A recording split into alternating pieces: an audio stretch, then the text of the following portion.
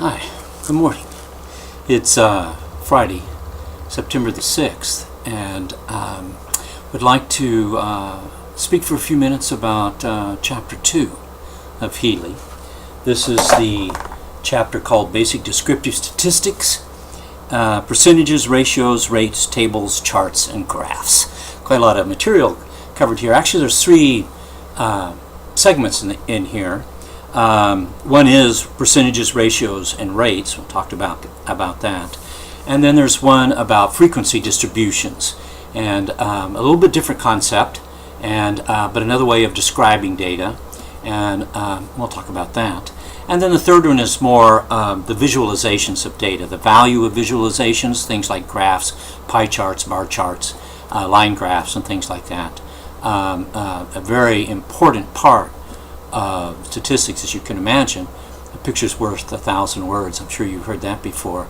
So in many cases, a well-done chart can say as much or more, certainly quickly like that, than would a 4 paragraphs of text. So we'll talk about that here in a minute. All right. Again, just kind of keeping us in context.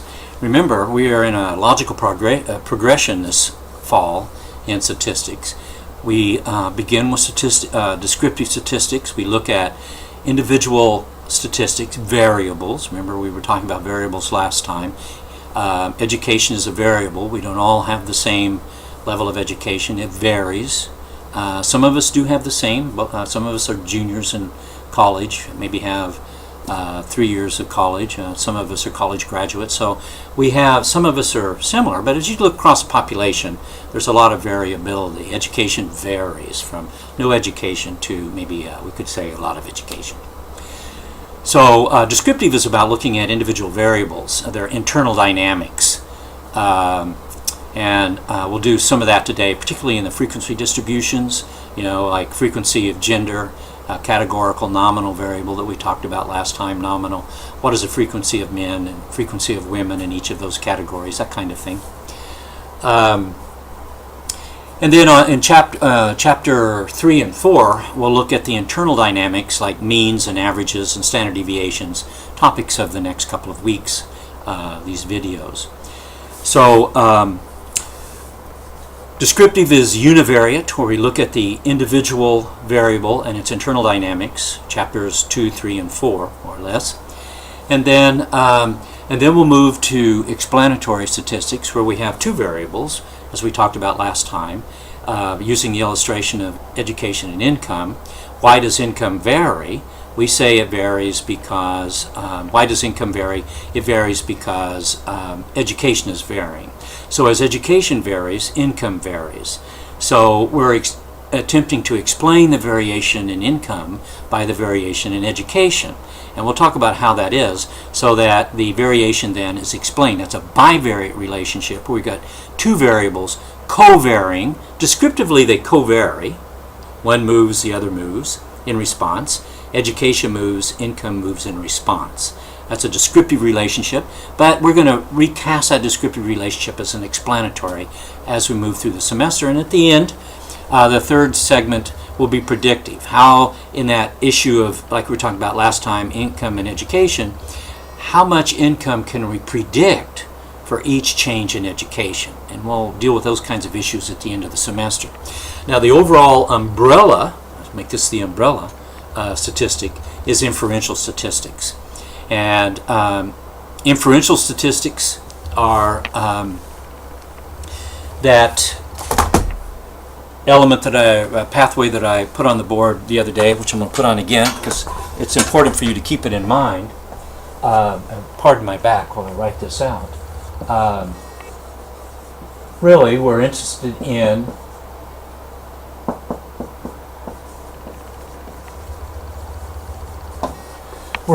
the population, and maybe we're interested in the average income in the population.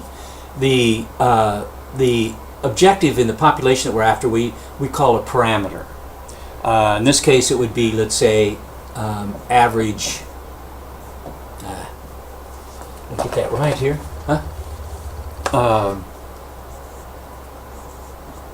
average income. I don't know if you can see that. But this is a dotted line arrow here.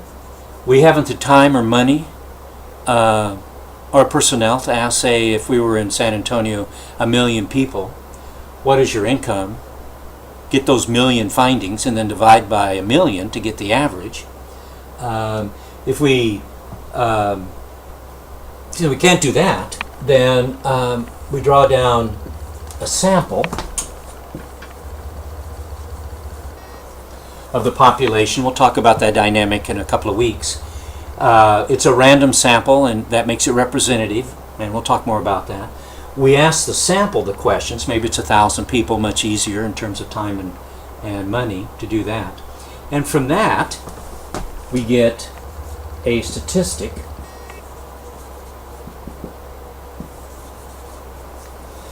And the statistic is an estimate of what we would have found had we gone from population directly to parameter. Because that was prohibitively expensive, we drew down a sample, asked a much smaller group of people, random, representative sample, and got that statistic. And then we use the statistic to estimate the parameter, and that's inferential statistics, where we say inference. We make the inference that had we gone this way, we would have found basically what we found by going this way. That's inferential statistics. That's the umbrella.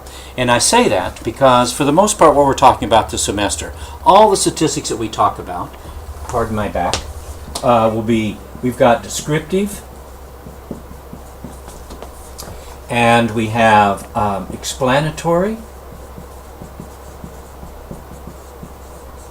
and we have predictive.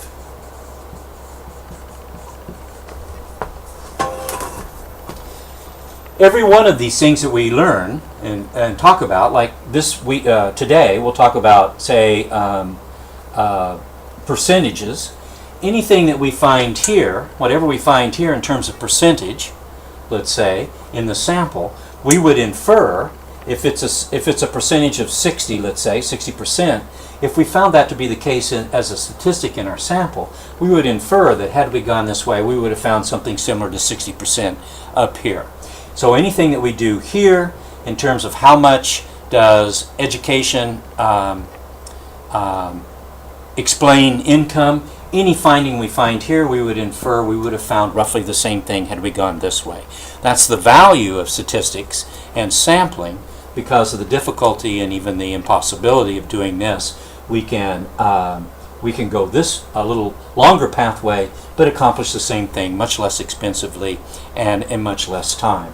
So everything that we're doing this semester is here, and I want to keep bringing that back to you because it's an important thing to keep in mind. And you'll see as we go through the semester, as we'll be doing, as we do these videos and do homework, that you will be making decisions about here, about whether or not what you found here is a probably, shall we say, good, a probable estimate, valid estimate of what we would have found here. So keep this pathway in mind. All right, so let's talk about today. Is this the right one? Yeah.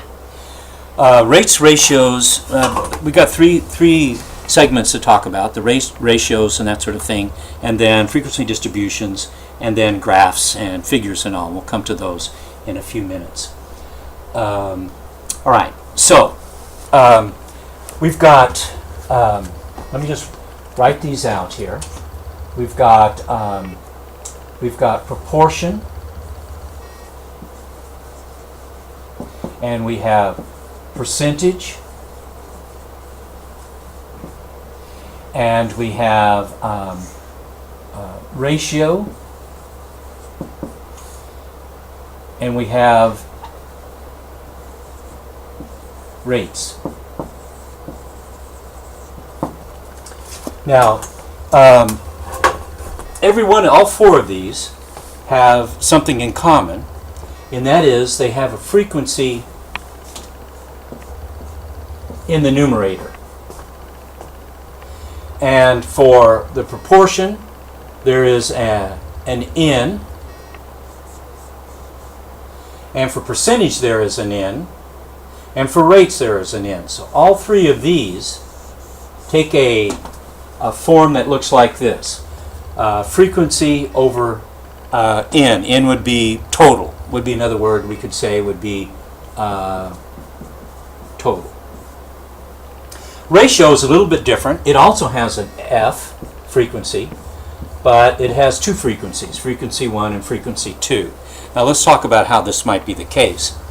If we said, for example, here, that in the class, I'm just making this up, in the class we had 5 males and 30 students.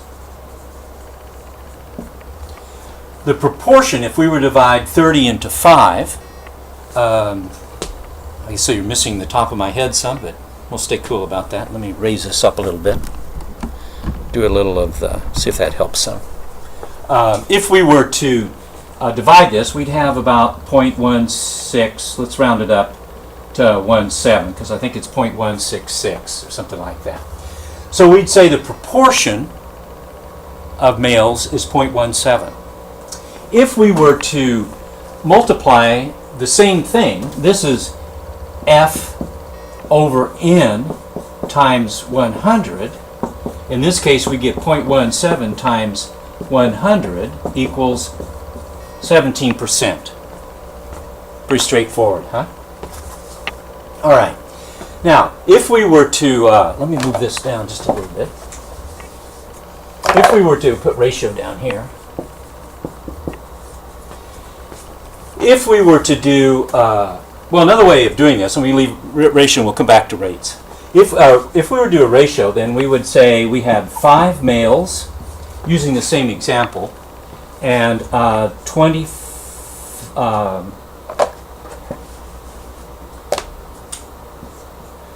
males and 25 females. We had 5 males, 30 students, so we'd assume the other 25 were females, right?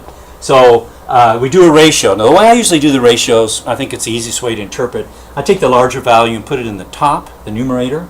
This is ratio is F, frequency 1 divided by frequency 2.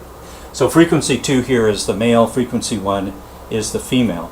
If I divide this, that equals, what is that? 5, right? 5 goes into 25 5 times. So then what that would tell us is that for every female, there are for every male, there are 5 females. For every male, there are 5 females. Another way of looking at that gender, we've got 2 categories of a nominal variable. Looking at its descriptive features, 5 males and 30 students, and then 5 males and 25 females. Here we get a description of that single variable gender in this class. 17 proportion, 17% male, 5 women for every male, 5 females for every male. Those are descriptive features of that single nominal variable gender. All right. So, and they have all 4 of these, proportion, percentage, rates, and ratios, all have an F1 or a frequency in the top. And then proportion, percentage, and rates have an N or a total in the denominator. And then the difference for the ratio is that it's really the ratio between 2 frequencies. In this case, the males and females. So if we were to do rates, the way we would do a rate is pretty much the same. Let's say that we had, let's use infant mortality a rate as an example. Say we had 11 deaths and 900 births, live births, and so we would divide. Haven't done this one, so let me do that. Got a calculator here. We'll divide 11 by 900, and that comes up to 0.012. 2. Well, that's not easy to interpret. So what we would do is we'd multiply it, much like we would here. That we multiply that by 100 to make 0.17 something more interpretable. Proportions are not easy. 0.17, a proportion of 17. It's not as interpretable and easy to say intuitively so as percentages. That's why we most often recast proportions as percentages. And so we're kind of the same predicament here. What does that mean? So what we're really after is trying to get these values on the left-hand side of the decimal point. And most common is to multiply by 1,000. You'll see in the text what they call a K. There's 100, 1,000, 10,000, and I think even 100,000, and they use those as illustrations. You pick the K that will best move these values over to the left-hand side. If there are a lot of zeros here, it may take 100,000 to move something over to get a whole number on the left-hand side. So if we multiply this times 1,000, then we can see that this now is equals 1.22. So that would mean that about one child out of every 1,000 children born die before the first year of life. That's what infant mortality is. They die within that first year of life. So where this would have been difficult to express, this is much easier to express when we move it, multiply by a K of 1,000 to get it over to the left-hand side of the decimal point. To say this would be difficult, but to say 1.2 children per 1,000 deaths, or per 1,000 births, 1.2 deaths per 1,000 births, then we can express it in a way that others can understand, and even ourselves for that matter. So that's really how rates, ratios, and percentages work. One other point I want to make, let me erase this here, and that is proportions. Proportion, another way of thinking about proportion is that it equals probability.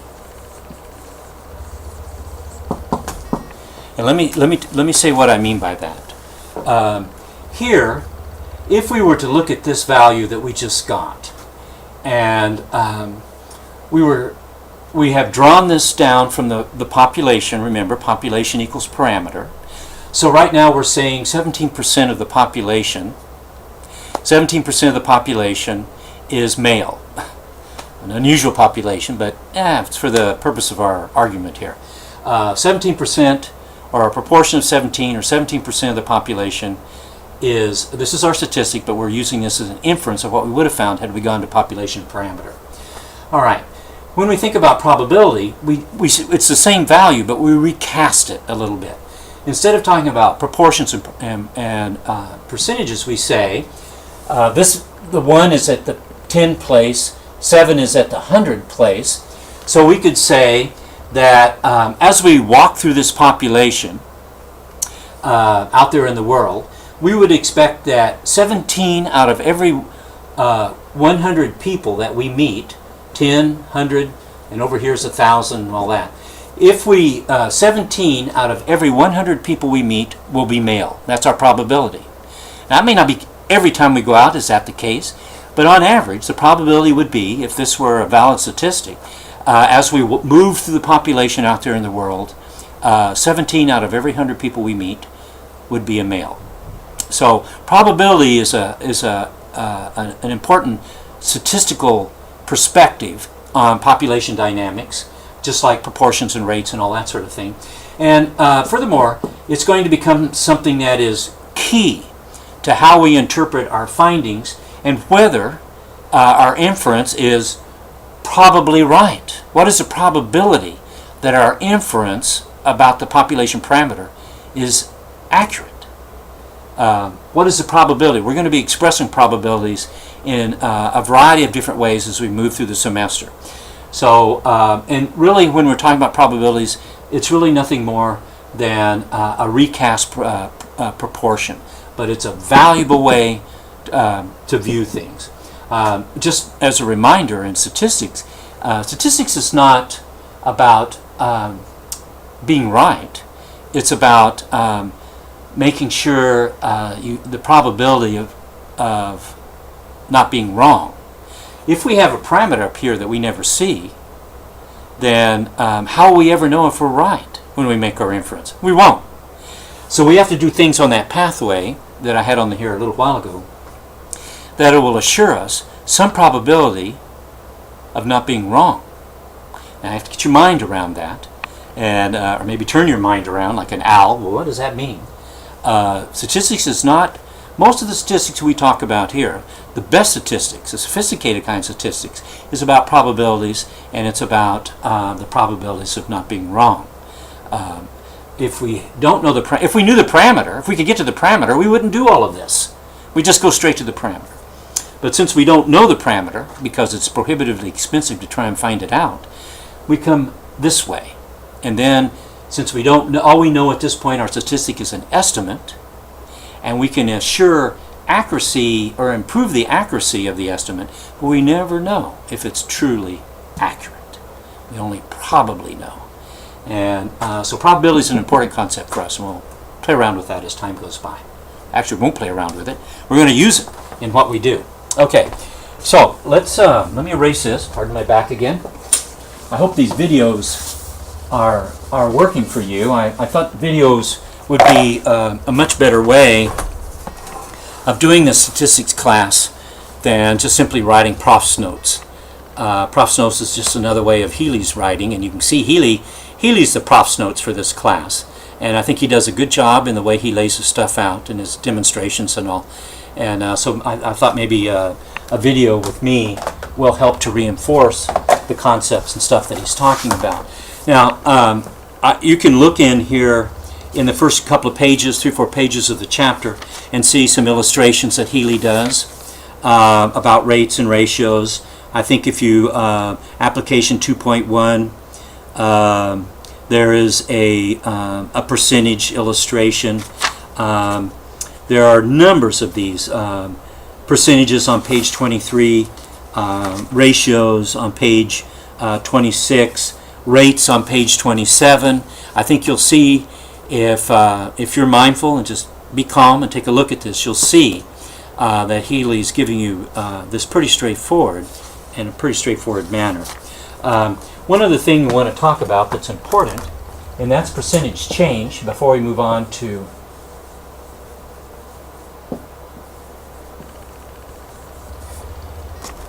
here I'm referring you to the formula on bottom of page 27, where we have F2 minus F1 over F1 times 100. Sometimes what we want to know is has the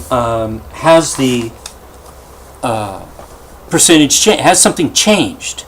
And percentage change is a quick and easy way to see. Now, it could be a percentage change that will be on the plus, or it could be a minus. Things could improve, or it could go up in change, or they could go down.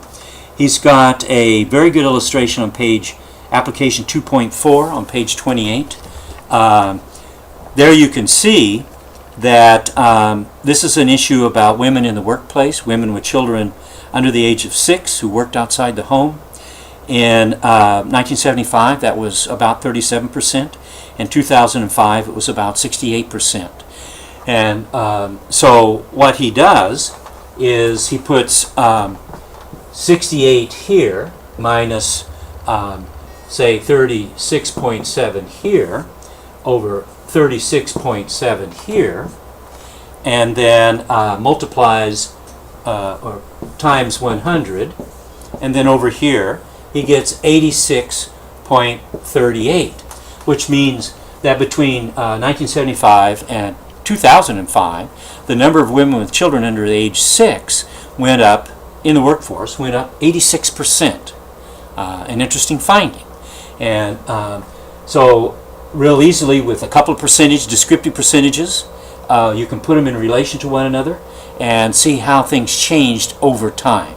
So pay attention to percentage change. It's interesting, very interesting way to do this. And if you want to demonstrate something to yourself, you can reverse this and say hypothetically, what happened if in 1975 the women in the workforce were 68%, and then in 2005 they were 36%. So if you did that, where you had this value over here, and this value here and here, you would have some 40-some-odd% decline in women in the workforce. So in that one, this is a plus value. If you were to invert these, say in a kind of a hypothetical situation, it would be a negative value, somewhere probably around 46% or something, decline in women. So the percentage change can be either up or down, but it's a very quick and easy way to see change when you've got something. And these don't have to be percentages; they could be something else. They could be rates. They could be anything. The illustration here is percentage. It's not changes in percentages. It's the percent change in the values that are represented by F2 and F1. This could be 50, this could be 40, and this could be 40, and then you look at what percentage increase was there between 40 and 50. I mean, it's the same thing. It doesn't have to be, it's not change in percentage, it's percentage change. Okay, so take a look at that. And he's got some good illustrations there. Let's look at frequency distributions as our next topic for this morning. We'll call it frequency distributions. Now you're probably wondering, why do we say distribution? Distribution, use the gender because we've been using it as an illustration. Using gender as an example, there are males and females, and there are two categories. It's a nominal variable of male and female. How does the population distribute across those categories? What is the frequency of that distribution in each category of male and female? Like the example we had a minute ago, we had a population of 30, and it's gender, and we have males and females. So what is the distribution? What is the frequency distribution of that population of 30? It's 25 in the female and 5 in the male. So it distributes across those two categories in the values of frequency of 25 and 5. So that's really what frequency distribution means. And that's an easier example because it's only two categories.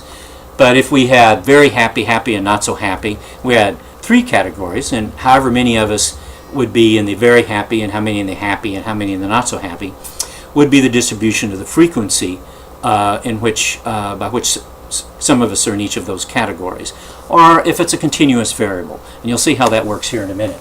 So we're into frequency distributions, and you can see this is pretty straightforward stuff. If you were to look, for example, on page 30 of your text on table 2.5, data from a counseling survey, you could see if we were to look under sex, for example, gender, what's the frequency of male and what's the frequency of female?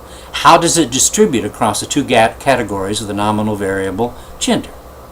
If we looked at marital status, there are, let's see, how many categories are there? Single, divorced, married, looks like that's all there are there. So there are three categories of marital status. So how do these students distribute in their frequency across the three categories of marital status? You see how it works, frequency distribution. And we can do the same thing with satisfaction with services, where it looks like it's 1, 2, 3, and 4. What's the frequency of the students in 1, the frequency in 2, the frequency in 3, the frequency in 4?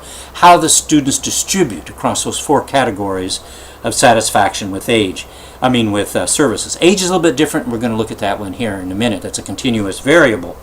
So we'll do that a little separately. But you can see on page 31 nominal level variables, ordinal level variables. Flip over to page 2 and you can see how that is. Right at the top there, marital status of respondents, frequency, there's 10 single, 7 married, and 3 divorced for the 20 in that table we just looked at. So that is a frequency distribution.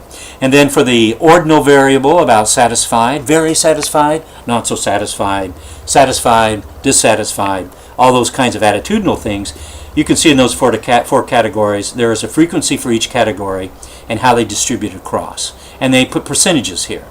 20% in one category, 45 in another, 15 in another, and so on. So that's frequency distribution for categorical variables. Pretty straightforward. You look at your categories, count up how many people are in each category, the frequency, and then look at how it distributes across however many categories there are in either your nominal or your ordinal variable. Nominal could have several categories like Protestant, Catholic, Jewish, Muslim, and other or something. So there could be numerous categories even in nominal. Okay, now if we look at continuous variables, that's a little more complicated. Not quite so easy to do. If you look at application 2.5 on page 33, you can see right up front the dilemma you have. If you look at that array of data, those 4 columns on the left-hand side of that application, how would you possibly answer the question? Is this a young population or an old population? These are 50 prisoners enrolled in a work release program. Is this group young or old? How would you possibly, you could add it all up, I suppose, but this is a frequency distribution exercise, not one that we'd do next week, where we're going to do averages and means and that sort of thing. How would you figure that out? And what you see on the right-hand side is the example of how you would figure it out. You would take the, you find the range, which is a term we'll talk about next week, but it's already introduced. You take the high value and subtract the low value, and that gives you the range. And then you divide that by 10, and that gives you the interval for your table. And so you can see, if you look at the text underneath that array of data in that application, the range is 57, divided that by 10 is 5.7, rounded it up to 6, and created a 6-year interval. So that if the lowest value is 18, it would be 18, 19, 20, 21, 22, 23. So then this would be 18 to 23. Now the interval is established.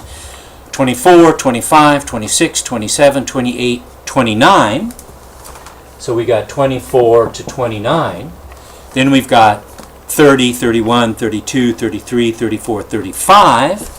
So then we've got 30 to 35, and so on.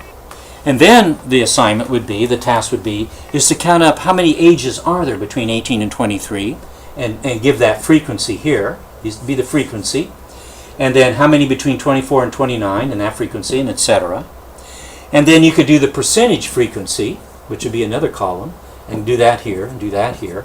And that's how you would do it. And if you were to do that, you would find, if you look at that the table on the here, you'd see that by the time you get, if you count up the percentages, 20 plus 14, that's 34, plus 18, that's 52, that means that 52% of the population is under the age somewhere between 30 and 35. And since the overall population, the highest level rather, is 72 to 77, we could conclude that since 50% of the population is within the first 3 intervals, that it's a relatively young population. That would be the way you would answer that question, putting this table together. Not a simple answer.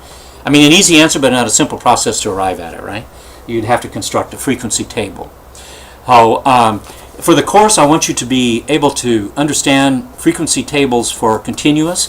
They're tedious to do as a homework assignment, and I won't ask you to do one. But I will ask you, there may be a small something related to that you'll do, and at least to know that you arrive at, you find the range, subtract the low value from the high value, get your range, divide by 10, that's the common intervals, the numbers of intervals in a table, and then do this kind of thing, so that you know what the process is, even if you don't have to actually demonstrate it. And so don't worry about anything on page, much on midpoints, real limits. Do pay attention on page 37 to cumulative frequency and cumulative percentage, because if we were to do this on the here, if we had put cumulative percentage here, we would have had 20 and then added 14 would have been 34, and then added 15 would have been 52, and really quickly would have known in a cumulative percentage that we had achieved 50% of the population, and at that point, looking this way, we would have known at that it's a relatively young population. So frequency, cumulative frequencies, percentages and cumulative percentages are two additional columns that you'd want to add to a table like this to help you to make your determination. And those cumulative frequencies and percentages are addressed on page 37. So pay attention to that. And for the remaining part of that segment, unequal class intervals, page 38, 39, don't worry about it. Let it go. Okay, so now we're on page 40, and no, we're not. Now we want to move on over to page 42, and we're looking at charts and graphs. Let me get that here.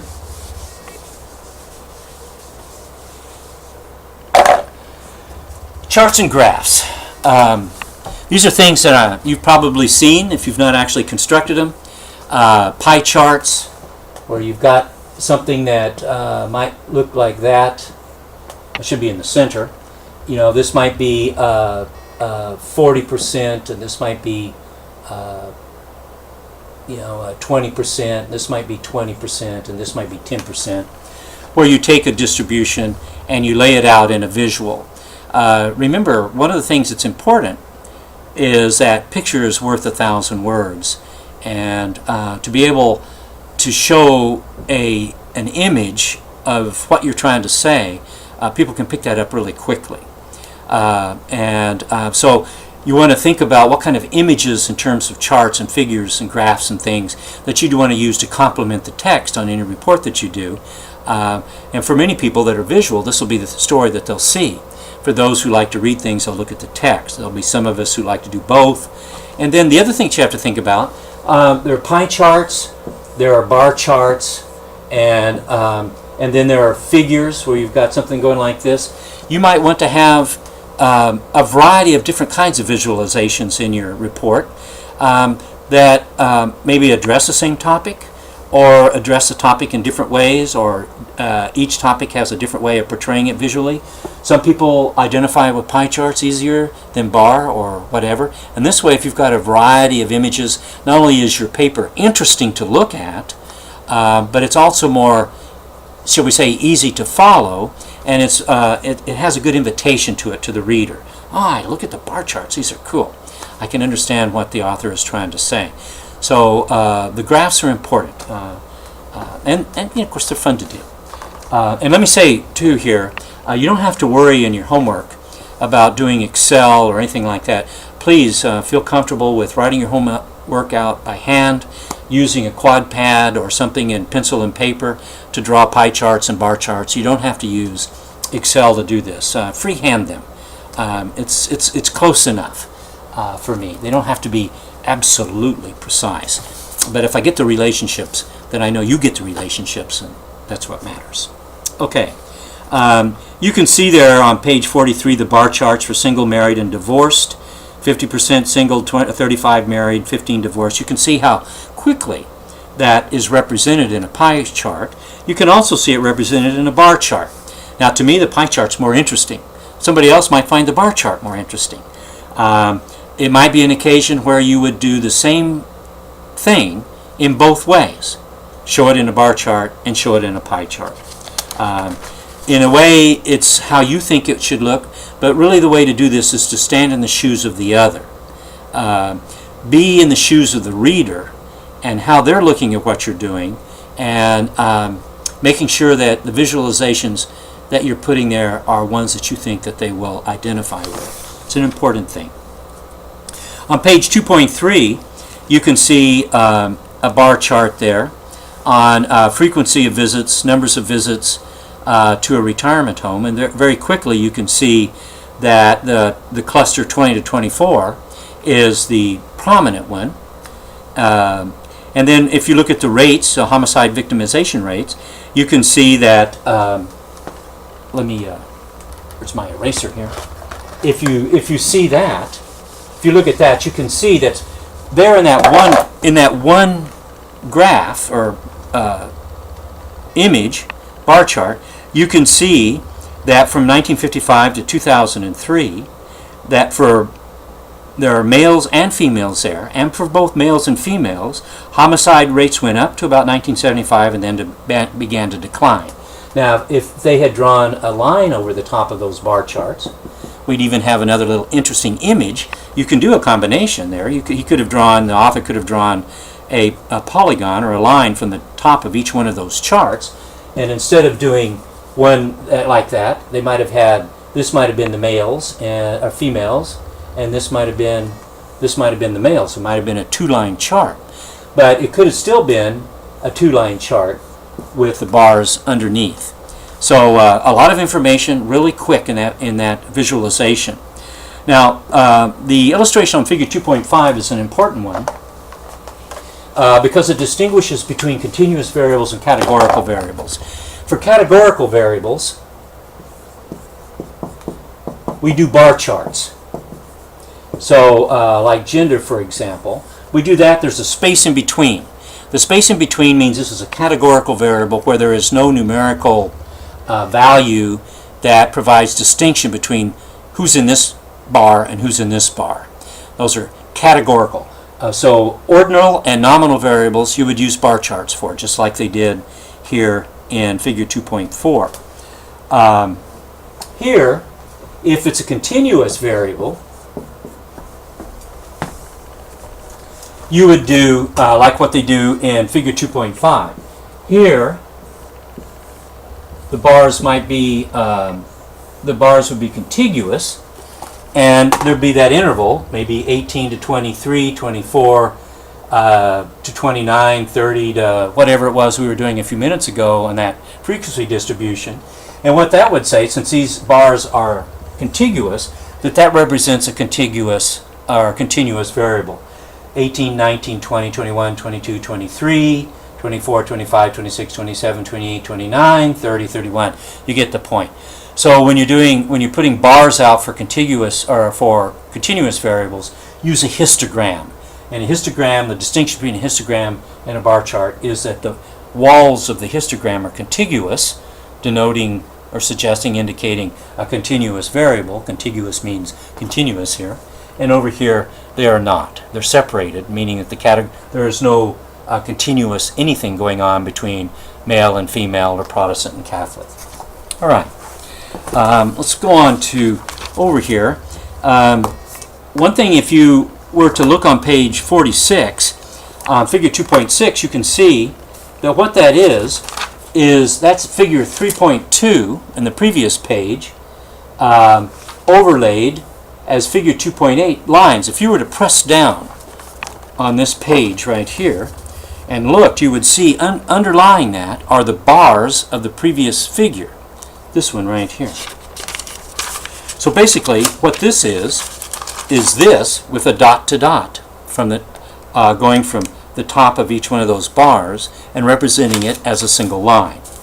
A very valuable way to represent data, and a significant way that you'll see as we move into the next couple of weeks. Drawing those lines are going to be very important. And then there are things about ways to practice. You can take a look at U.S. marriage and divorce rates, figure 2.7, and how would you describe that?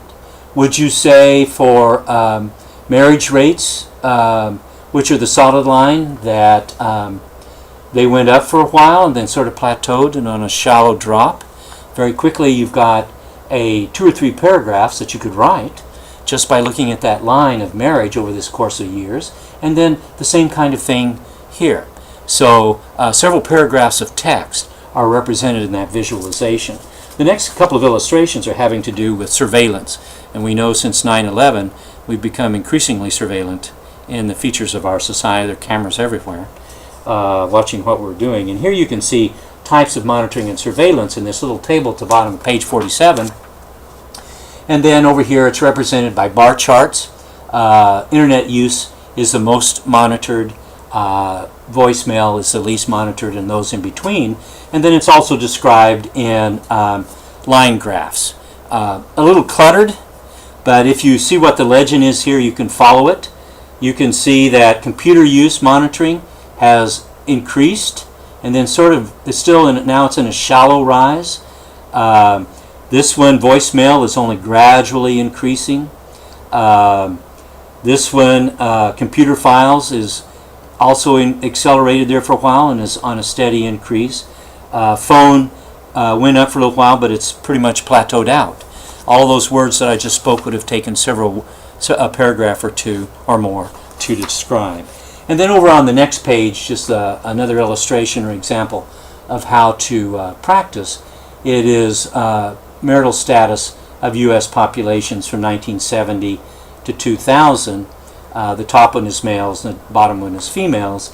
And there again you can see the marital status of married is about the same, but they're both on the decline. The divorce is about the same. They're both slightly on the increase. And then some other features of the divorced, separated, and widowed.